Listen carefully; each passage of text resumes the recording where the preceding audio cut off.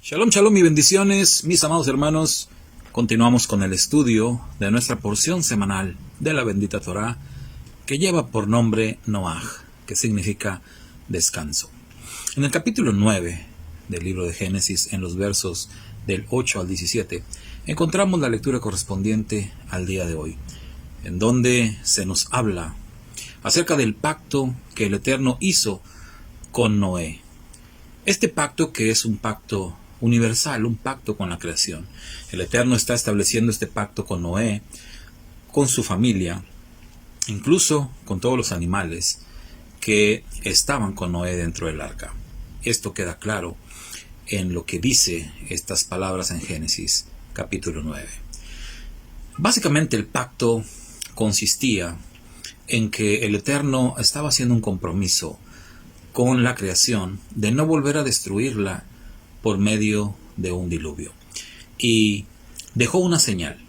El Eterno dijo: voy a dejar como señal de pacto para acordarme de esto que he prometido y que el mundo pudiera estar seguro del cumplimiento de esta promesa, de este pacto. El Eterno dijo: pondré mi arco sobre los cielos. De manera que cada vez que el Eterno mandara las lluvias sobre la tierra, Él haría poner su arco sobre los cielos, y de esta manera Él estaría recordando su pacto con la nueva humanidad.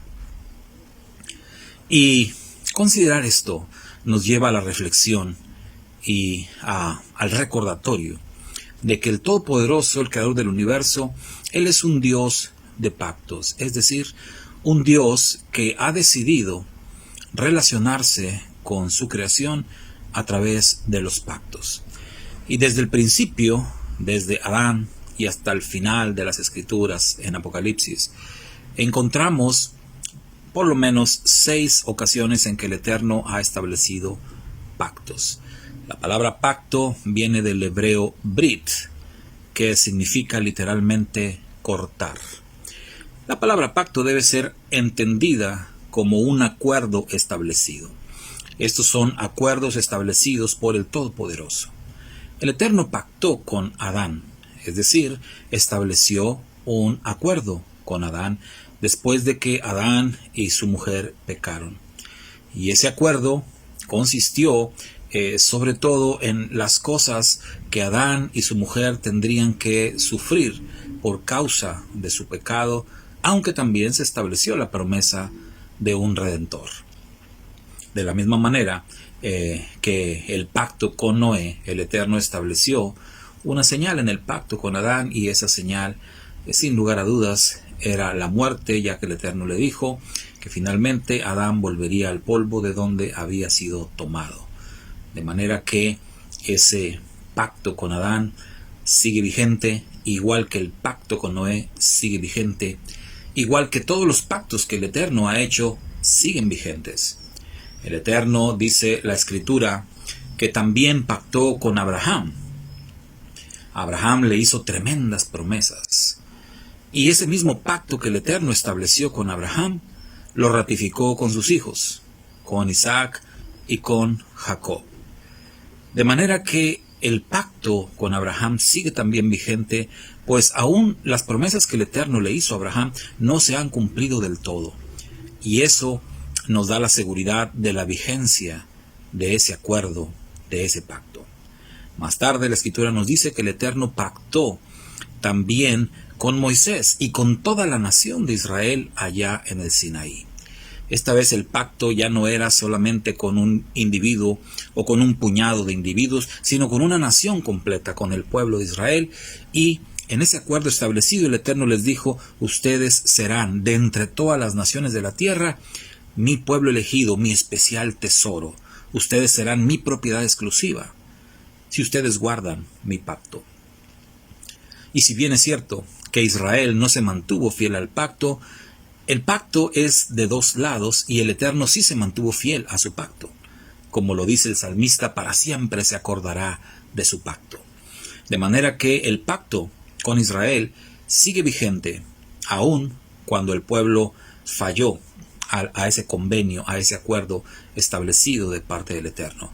Y así lo enseñó desde el principio a través de Moisés, y así lo ratificó a través de los profetas, que el acuerdo con Israel permanecería para siempre.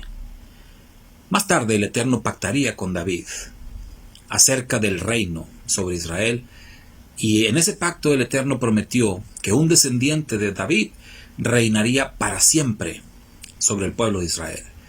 De esta manera se ratifica a través del pacto con David que el pacto con Israel permanecería para siempre, puesto que si tenemos un rey eterno tiene que haber un pueblo también eterno, un pueblo elegido, un pueblo con el cual el Padre ya había establecido un acuerdo. Y recordemos que el Eterno no es hombre para que mienta, ni hijo de hombre para que se arrepienta. Pero después tenemos también un sexto pacto que se conoce como el pacto renovado, un pacto profetizado por Jeremías.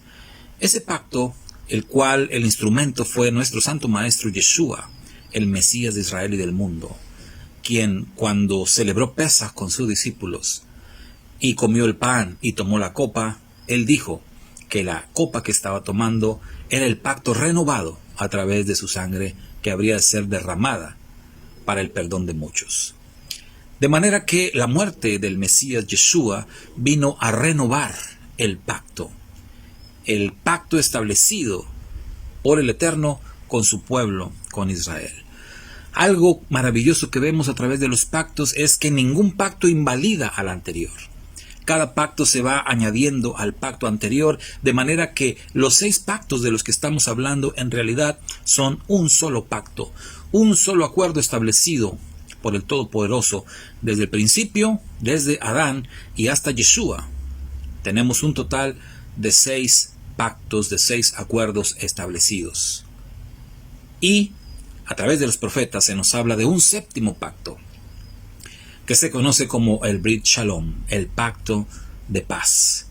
Este pacto del cual las Escrituras no nos hablan mucho, pero entendemos que es un pacto que tomará vida, se cumplirá en la era mesiánica. Cuando Yeshua establezca su reino sobre la tierra, entonces todos los elegidos entraremos en una relación con el Eterno a través del Brit Shalom, a través del pacto de paz.